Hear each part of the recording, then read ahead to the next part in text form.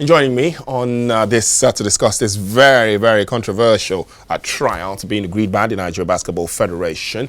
I've got Queen John Mosef, a basketball journalist. Hello, Queen. Good day. Great to have you on Afrosport now. Good afternoon. Thank you so much for having me. I've seen you, but let's just leave that by the side. This is.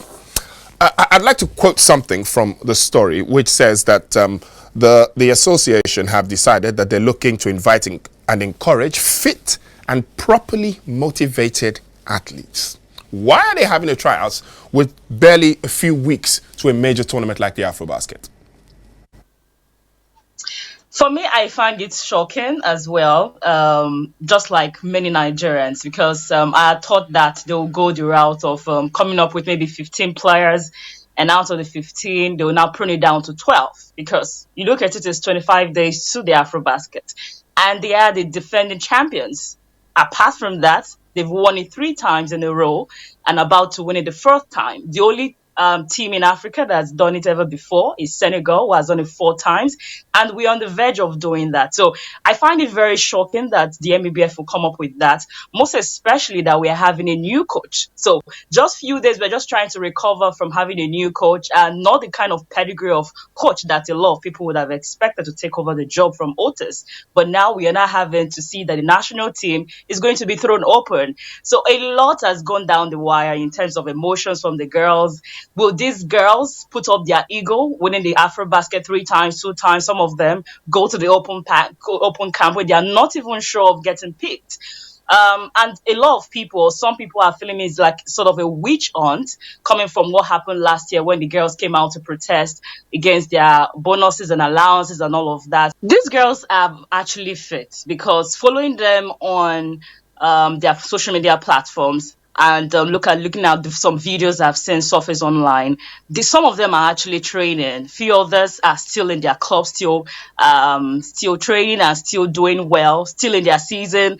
And those of them are of the opinion that what would they tell their clubs? Because now the fund is going to be on them to get to the trial camp and fund themselves their transportation and all of that. So how would they tell their clubs they are going for this and they don't even have the assurance they will get picked? So the protest only happened last year. That's the first ever we've ever seen them come out to protest openly. So I think the NBBF is just fighting back on that particular one. But saying that they are fit or not, I'm very sure that the girls are fit.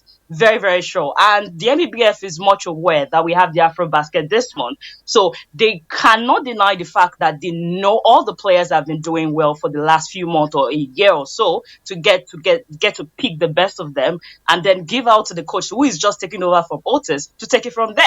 So it's even more on the new coach because she has her hands full. I don't know if she understands the job she has taken over right now, because taking over from a country where you really don't know much about the players and the team, and you have very short time to prepare ahead of the Afrobasket, and you need to defend the title as well. So I really don't know what they are thinking and if they are ready to prepare to fail, because with all of this setup, it's about setting ourselves to fail.